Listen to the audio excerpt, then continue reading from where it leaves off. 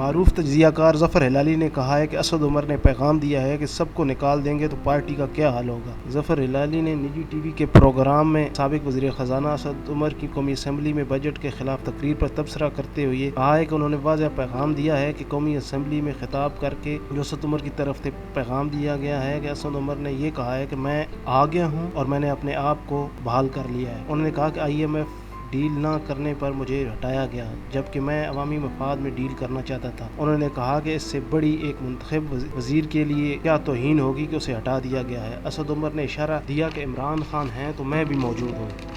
اسد عمر کو موقع ملا مگر وہ سوچ رہے ہیں کہ حفیظ شیخ کی نسبت بہتر معاملات طے کرنا چاہتے تھے۔ ظفر ہلالی نے کہا کہ اس سے کیا لگتا ہے کہ تحریک انصاف میں فارورڈ بلاک بن گیا ہے یا بننے جا رہا ہے۔ اس پر صحافی و تجزیہ کار ہارون الرشید نے کہا کہ میں نہیں سمجھتا کہ اسد عمر فارورڈ بلاک بنائے گا کیونکہ وہ انتقام لینے والا آدمی نہیں۔ اصولی طور پر اسد عمر نے ٹھیک بات کی ہے۔ اس نے یاد دلایا کہ اس کی بھی عزت و وقار ہے۔